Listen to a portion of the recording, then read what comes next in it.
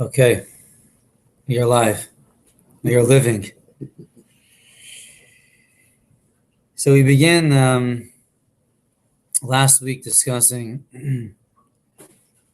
this great topic of having a Rebbe. And Rav Mottel, this piece entitled Chovas Ha'adracha Al Yidei Rebbe Muvak. The obligation of having guidance through a teacher, a Rebbe.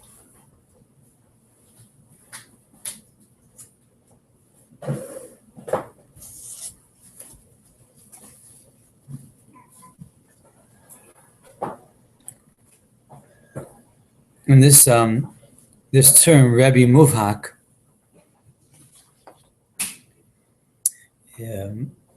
Rebbe Muvhak is explained in halacha as the Rebbe that teaches you most of your Torah. Rebbe Muvhak. So it's a special status of a type of Rebbe, not just a teacher that you learn from and then move on, but a Rebbe that most of your Torah has come from.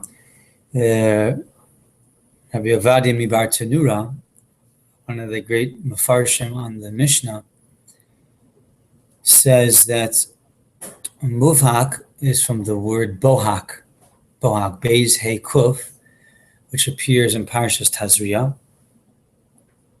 describes tsaras, and Bohak means a shine. Describing the tsaras, that it has a shining effect, the coloration. So the Rav, Rabbi Ovadia Bar Tanura, says it's the Rebbe that causes you to shine.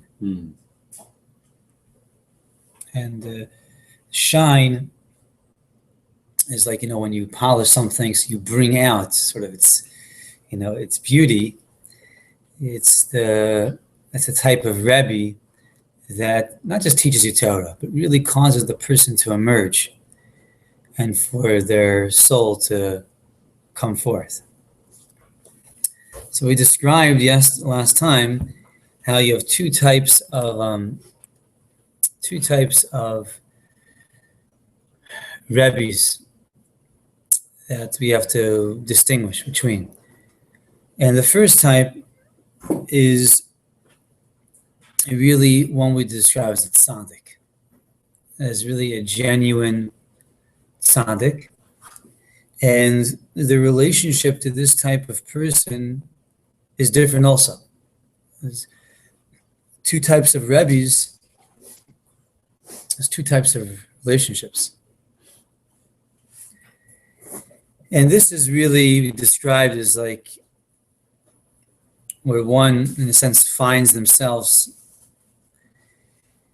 within a sort of a greater shoresh, a greater root. And you see yourself as belonging to. And this is your sort of your source. And this type of tzaddik is one we're not as familiar with, this type of relationship to a Rebbe. So I wanted to share with you some stories this week to try to bring this a little bit closer to ourselves, to understand, what this is like. So the first is from a book called Through Fire and Water. Through Fire and Water is a book that was written by Chaim Kramer, who is a wonderful teacher and writer in Breslov.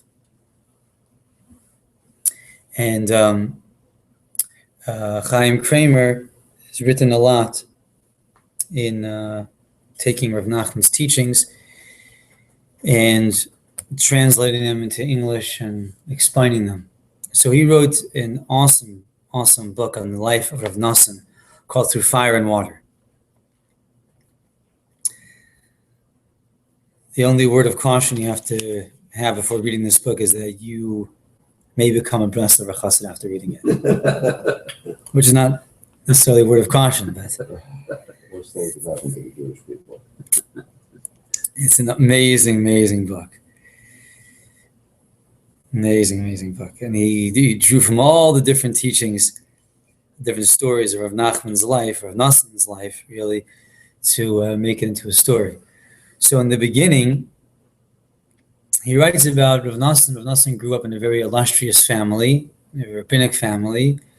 He was a prodigy himself, and he was being groomed for, real stature and position. But he wasn't happy with that. There was something inside of himself that was really yearning and searching. And at that point, the path of Hasidus was sort of in its infancy. And in its infancy, it was also under, enormous attack from opposition. But Rav Nosson was very drawn to it. And so Chaim Kramer describes from earlier sources his search. So here's a little bit from him. He says, he was confused by the fact that he was learning from some of the greatest tzaddikim of the generation, such as Rav Zusha of Anipoli and Rav Levi Yitzchak of Berdichev.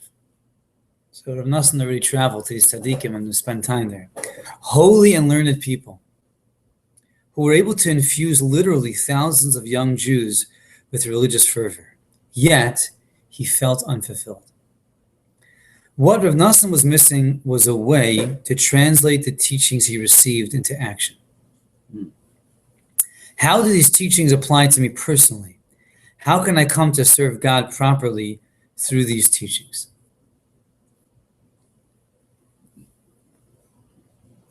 He wrote in his diary, I received a little awe of God and improved in a few areas that I alone am aware of. Still, I was lost on the path, unable to distinguish between right and left. I did not yet have a proper teacher. Then, soon after, Rav Nosson met Rav Nachman. And in one of the early conversations and encounters, he writes this. Afterwards, the two of them went outside and walked about near the synagogue. During the conversation, Rav Nachman put his arm around Rav Nosson and said, and further, it is very good to talk out your heart to God, just as you would talk out your heart to a true friend. With these words, Rav Nachman transmitted to Rav Nosson his teaching of his Bodhisattva, personal prayer, which is the key to all spiritual growth. The Rebbe's words went into Rav Nosson's heart like burning fire. He understood at once the power of this pathway to bring him to God. From now on, no matter what might happen, he would talk directly to God about it. He would plead with God to bring him closer to him. He would discuss his every thought, obstacle, and confusion, asking God to guide him to be a good Jew. As soon as he left the Rebbe, he went into the shul, which was empty, and started practicing his bodhisattvas.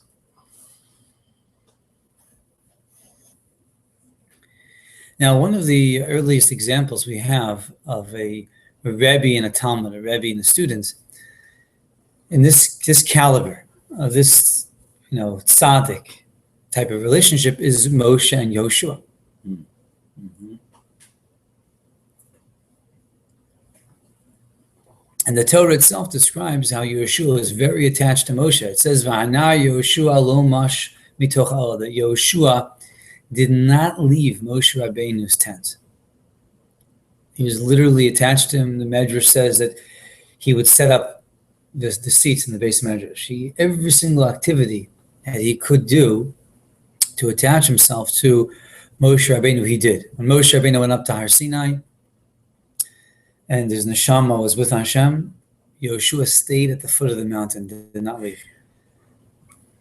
Even though Moshe wasn't there, his attachment to Moshe was very, very great. So Moshe and Yoshua really serve as the paradigm of this type of relationship of a Rebbe and a Talmud, a master and a student, and a tzaddik to a student.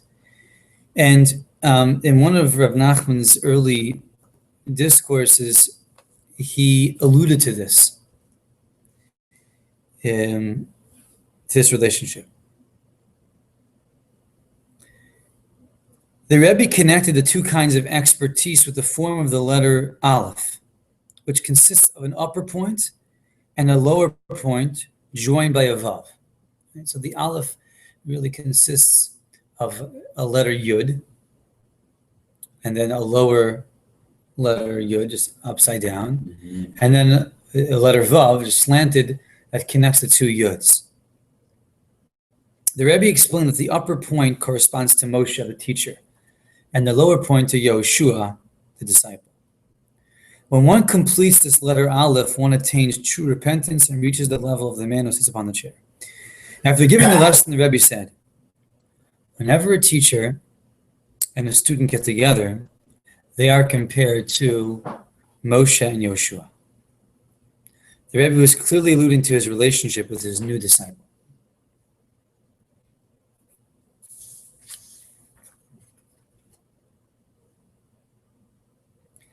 What attracted Rav Nosson to Rav Nachman so strongly that he chose him as a mentor? After all, Rav Nachman was only 8 years older than himself. Rav Nosson was not one to be taken in by mere wizardry. He had embraced Hasidus against the wishes of his entire family because of his burning desire for spirituality. The tzaddikim he had visited were all older than Rav Nachman and ought logically to have been more accomplished. Yet none of them had been able to provide Rav Nosson with what he was seeking. What made him so certain that this relatively young man held the key to his spiritual fulfillment?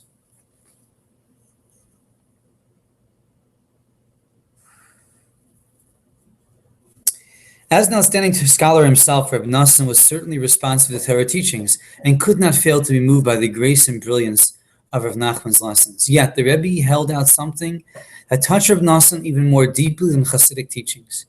He was showing him a practical pathway, one that would enable him to make the all-important connection between spirituality and his own inner self, and thus satisfy the yearnings of his soul. What Rav Nosson had been missing all of the years was a way to translate the teachings he received into action. Now Rabbi Nachman was showing him through his own private prayers.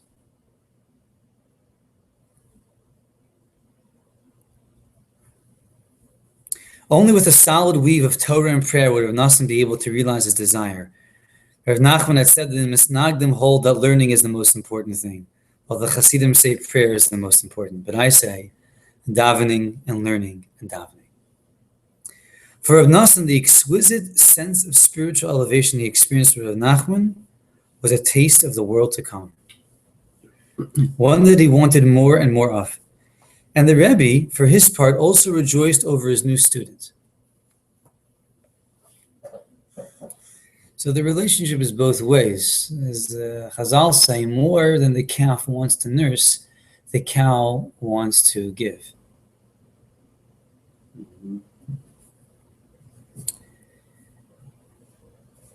And he said of Rav Nosson, if my only purpose in coming to Breslov had been to draw Rav Nosson close to me, this alone would have been sufficient.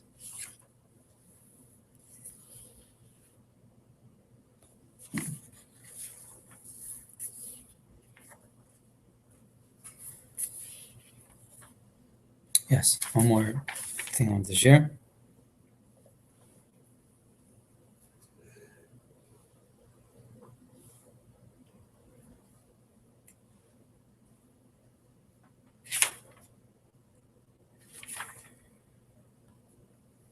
Describes the first Friday night that Rav Nosson spent with Rav Nachman. As Rav Nachman sang Eishes Chayil, he repeated the verse, she spread out her palm to the poor and extends her hand to the destitute. Rav Nosson felt that the Rebbe was spreading out his hand to strengthen him. Rebbe also repeated several times, she does not eat the bread of laziness. And Rav Nosson felt he was talking to him directly, hinting that he should be careful not to be weak and lazy. The Rebbe's custom was to recite Kiddush, wash and break bread, and then sing Hazamer B'Shvachim, The Rebbe would sing the opening words of each verse, and his followers would finish the verse. When the Rebbe came to, we invite now at the new table, he repeated the phrase several times. Rav Nosson recalled how the Rebbe had said that afternoon that he would lead them on a new path. And he and Rav Mottel responded loudly, and with a good lamp that will radiate upon our heads. As soon as Rav Nachman had arrived in Breslov, he had expressed criticism about the lack of intensity in people's prayers. And he made it clear that his aim was to inspire a revival of the fervor and passion with which the early Hasidim had prayed. That Friday evening, he gave a Torah teaching on the idea of clapping one's hands during prayers, discussing the great power and significance of this practice. This was the first lesson Rav Nosson ever heard from the Rebbe. He became so enthused that after the Shabbos meal was over, he ran out into the open fields crying out, "A fire is burning in Breslov. Light this fire in my heart."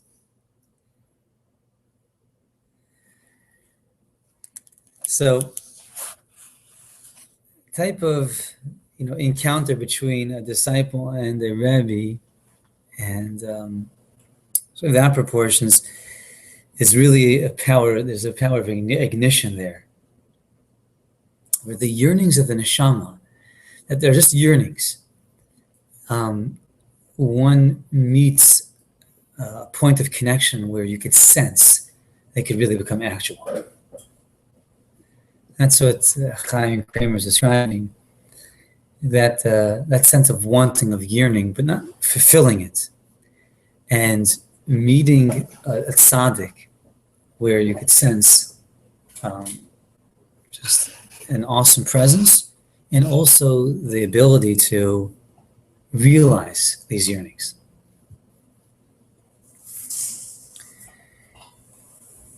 That is one story.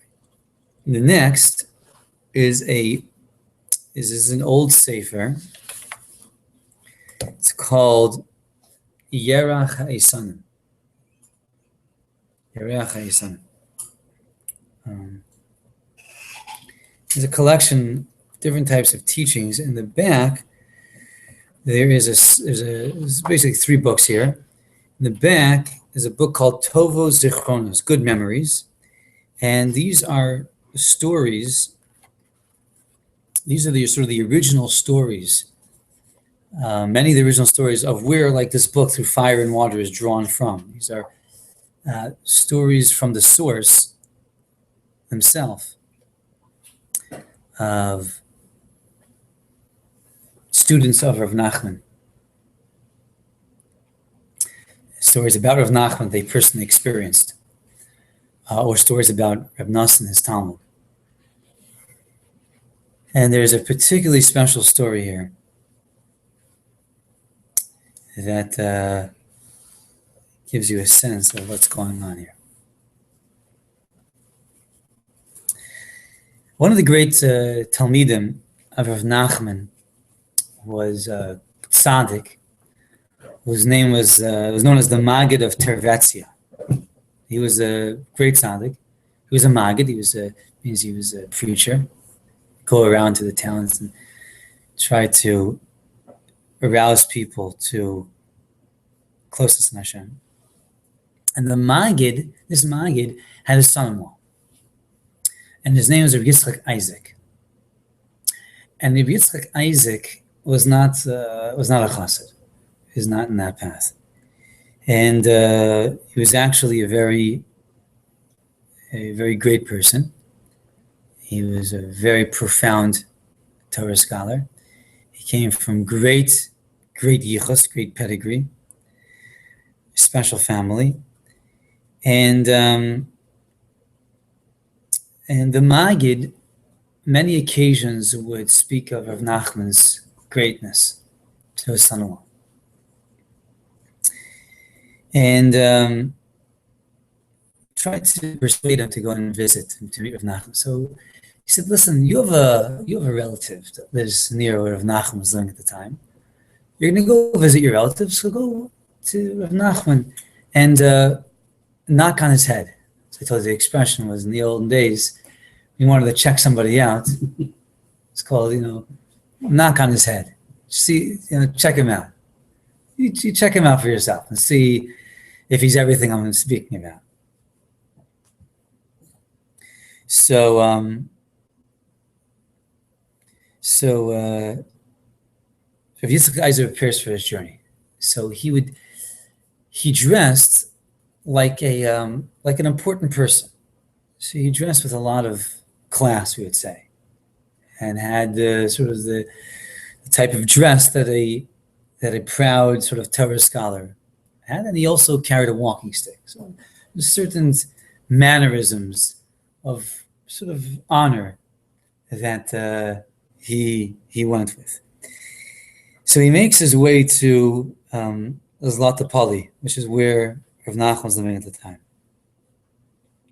And he starts to inquire from the people in the city, where does Rav Nachman live? Where's Rav Nachman live? Now, while this is going on, Rav Nachman is standing in the second floor of his house, and he sees this young man who's asking about him. So he goes downstairs and he locks the door. And he goes back upstairs. So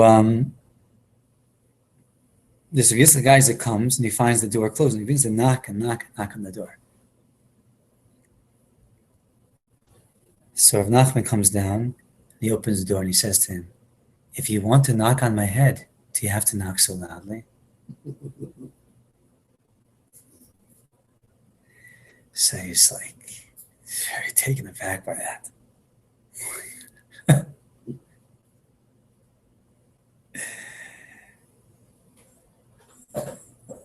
So he says Shalom Aleichem, Nachman, and Rav Nachman takes a stick from him. And he says, you have a very nice stick.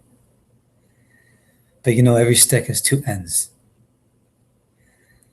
Which means you could turn it, take you to the right, or it could take you to the left. Rav Nachman groans and he says, "Hey, it looks like someone has come to check me." He says, "And I have the staff of God in my hand, and I am not inclined toward the left." And he begins to pace back and forth in his house and with the staff. And he says, "But thank God, I have many students. I have elderly students, like the Maggid of Tervetzia." He invokes the name of his father-in-law. And the son-in-law, Yitzchak Isaac again is like taken aback by that. Like, he mentioned his father-in-law's name.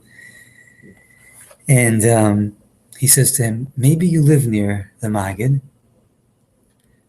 Maybe you can tell me how he is." How his students. So he's like taken aback again by Rav Nachman's like inner knowledge. What's going on here? So he meekly says, "I'm the son-in-law of the Maggid." So Rav Nachman goes a little bit deeper into this play over here. So he says, and you heard that he's a big Talmud Chacham, he's a big scholar. So he says, "Tell me about your youth, your upbringing, and your learning, and your teaching, and how you were raised." So it seems to me that you've been privileged to Torah. He says, "But there's a revealed Torah and there's a hidden part of Torah."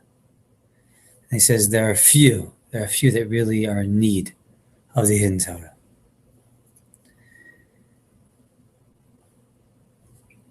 And even in the Torah, the revealed Torah, you have to have knowledge.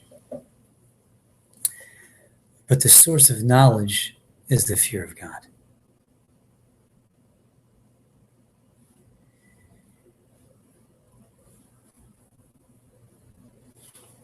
He says that one that has a fear of God, probably in their eyes, they're humble. And they're not haughty because of their scholarship and because they're a great scholar.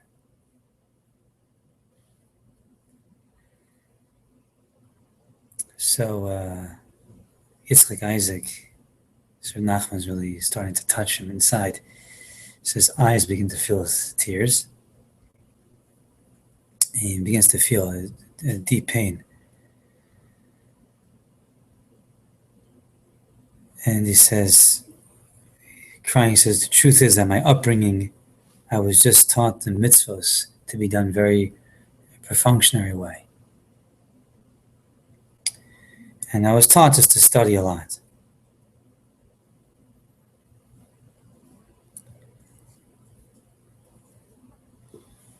So Nachman says to him,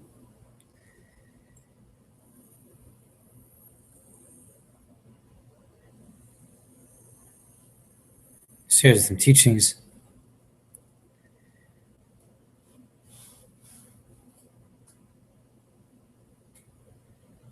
And he says,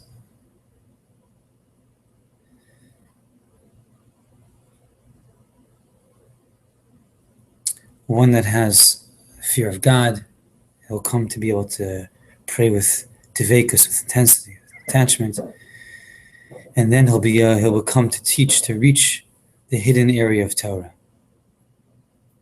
And when you touch that, he says, then you will have a taste of the world to come.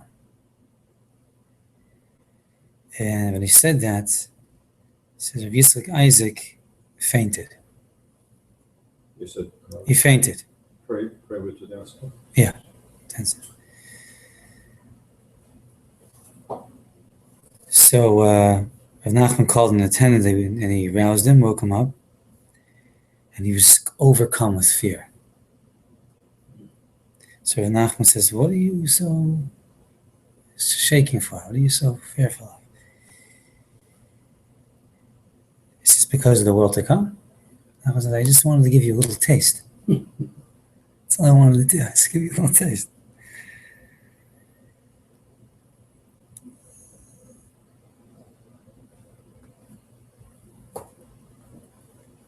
So certainly someone that's holding in all these things, they're not afraid of this, the world to come, the hidden light. But someone that's so lowly like myself, and he starts to cry with terrible tears. And Rav Nachman realizes, okay, he's getting deep, he's touching him. So, to the point that Yitzchak Isaac, it's a broken heart, he begins to sort of pour out his whole heart to Rav Nachman, so as to tell him everything. And he says, now I understand why my father-in-law, the Maggid, is so amazed. I didn't understand his intention. So Rav Nachman responds to him, Ich bin an ha'oitzer von Yiras Shamayim. I am a treasure house of the fear of God.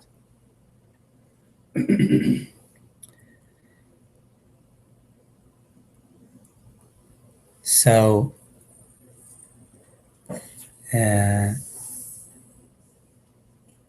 Yitzchak Isaac, so taken, Rav Nachman begins to ask permission to leave. He extends his hand to Rav Nachman. Rav Nachman takes his hand, he holds it. He says, he quoted the pasuk, and you'll grab on to judgment by your hand. He says, make sure to judge yourself.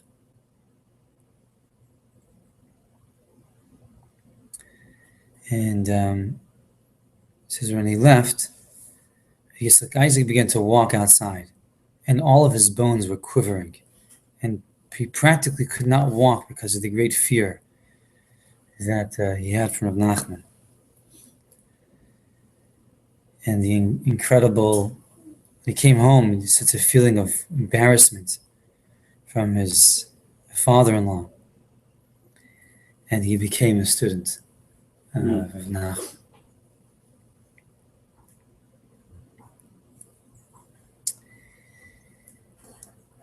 So the meeting with a type of person like this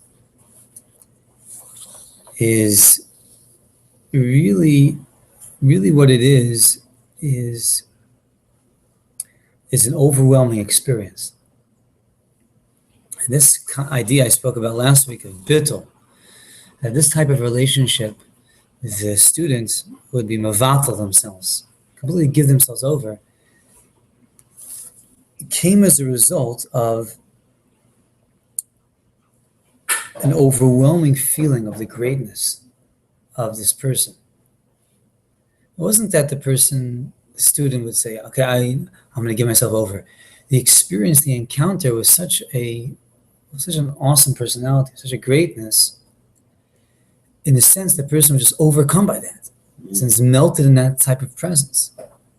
Lahavdil, like in a way, is that a person would stand before Hashem and recognize that greatness and the smallness of the human being, and a person would come to a certain sense of bittul, surrendering themselves to Hashem. That's not so much the result of a decision, but it's the result of an experience. So when these Talmidim, these students would meet a tzaddik of this proportion, it's automatic that this type of bittul, the surrender, was the sense that the person was filled with.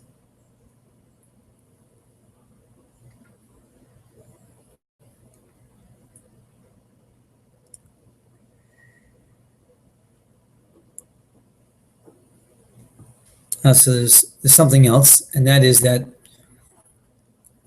in the searching for a Rebbe, such of this caliber, so there's also the concept that's spoken of as a shoresh, as your personal root, and that is that Talmud, the disciple, would sense in the Rebbe not only a great personality, but a real connectedness of spirit. And so often when people would search for a Rebbe and they would find great tzaddikim, it wasn't their Rebbe. And the sense of finding one's Rebbe is when sort of the point of the disciple meets the point of the master, and a connectedness occurs. And one can see not only the greatness of the master, but they could see this vision of how large, how great the disciple's own soul is. Because you see in a certain sense a reflection of at least potential in the soul of the master. And so in a sense, it's like, you get a glimpse of yourself. And this is what I showed us last time. I think of Morgenstern, the tzaddikim say today, says that when the disciple meets the Rebbe, it's not only that the disciple just simply becomes a follower, but that the disciple finds, the Rebbe reveals to the disciple is their true great self. Because that's what happens. The Rebbe is able to connect the students to who they really are. And that's what's happening. So it's not simply that you're taken in by something and you simply become a follower, but the Rebbe shows the Talmud the fullness of their own soul and the potential of what they can realize just by that encounter. And that happens when the particular root of the soul, means that point that really is the personality in the true sense of that word of that disciple, is seen in the Rebbe, because each person in their neshama reflects certain key characteristics, like is known to us. We say like Avram Avinu manifest a certain characteristic more than others, like loving kindness. and Yitzchak, of Yira, of awe. That speaks to a very certain shoresh, a certain root. And when the disciple shares that root and finds the Rebbe that sort of is that root, but is sort of that enlarged and realized, then there's a point of connection. Then there's a point of realization of one's own point of godless, of greatness, seen, sort of manifest in the Rebbe, and this particular Rebbe. And that's sort of what happens in the particular encounter of the disciple meeting the master.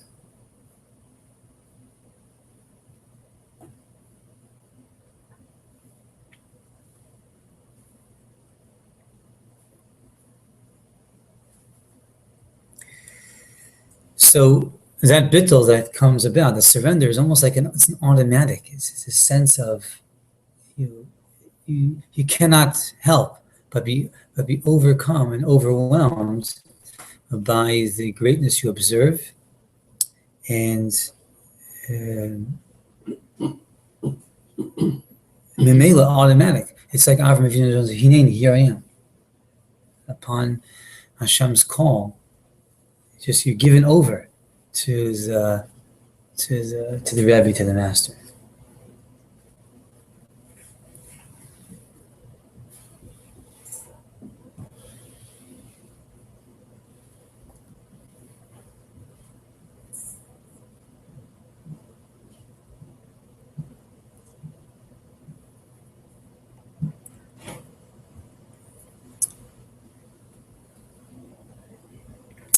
So let's go back to a little bit inside, looking to see how what Rav Mottel writes further, like along this path.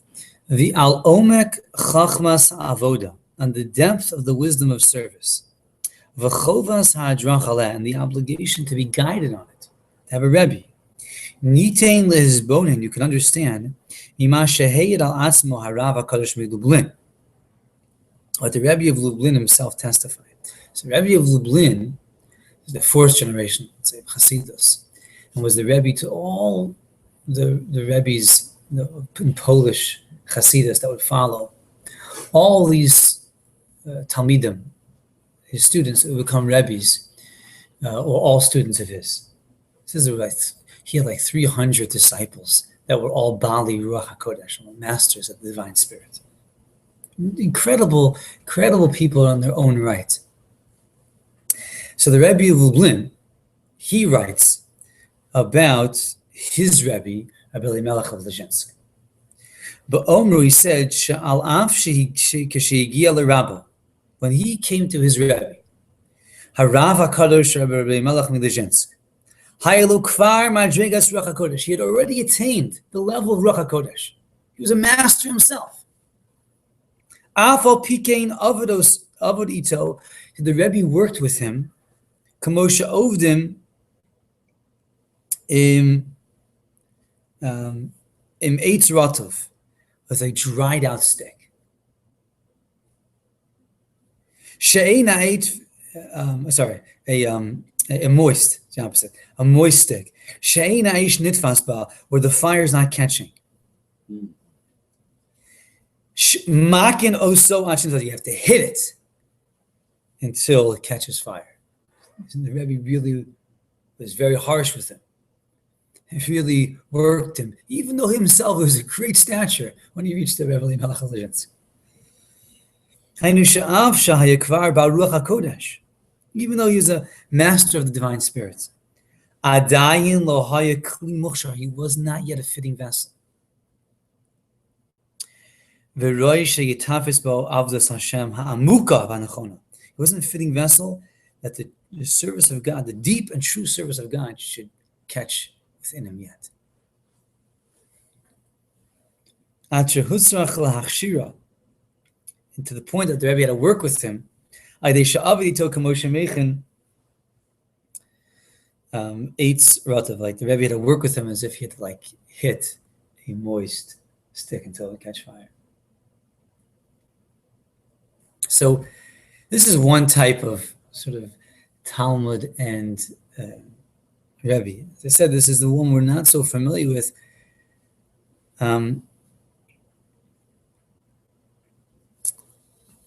But it's very important to know of. Very important to know of.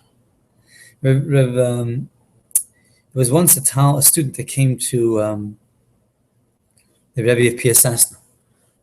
The Rebbe of Piasasna is the Rebbe right before World War II, and it was killed in the Holocaust. And he was complaining to the Rebbe that he felt that he was arrogant. He felt he was just, he held himself greater than others. So the Rebbe said, it's not that you're arrogant. It's just that you're not in the company with people greater than yourself. So, in your company, you're greater than all the people around you. But if you are in the company of greater people, then you really have a realization of who you are.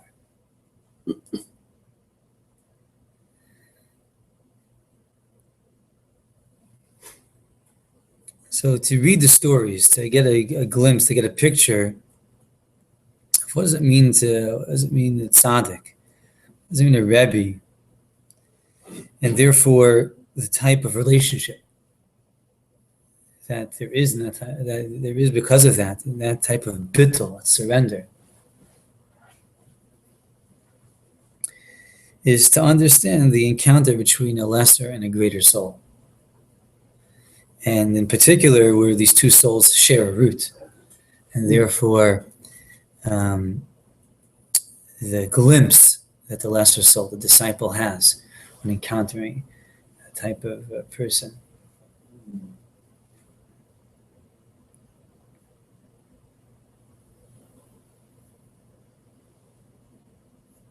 I shared here before that many of us had this experience when we met Betsy Meyer Zilverberg for the first time. And one of the great Rabbanim in New York, and we spent Shabbos with, when Betsy Meyer was visiting. And so we brought along one of the friends, and this Rav said that from that Shabbos, just in that Shabbos, this young man, his whole life was transformed. Just in that Shabbos. It's a type of just watching the tefillos, the prayers, this tzaddik ignited something so powerful within a person. To see, it's ineffable. I can't describe by words, but it did. It gave you a glimpse of what does it mean? What does davening mean? What's the potential of davening, and what fire a person can pray with? That it's like when you never would forget it. Never forget it. So that is this first type of relationship of a Talmud with a Rebbe, or the Chassid with a Tzaddik, which was a type of relationships that many of the Bali Musar had with their Rebbeim, and this type of relationship that many of the early Tzaddikim and Chassidus had with their Rebbeim. So next week we'll try to get into the second type of relationship, the second type of Rebbe and Talmud, and what that relationship is like. And that one might be closer to home for us, and maybe more of a pathway in the practical sense for us. Although very, very important to learn of, to read the stories, and Tzkat Hashem himself, to meet such people, like the first type we're describing here, least to meet such type of individuals, so we can have a sense of what that's like. Okay. Thank you. Good day, good week.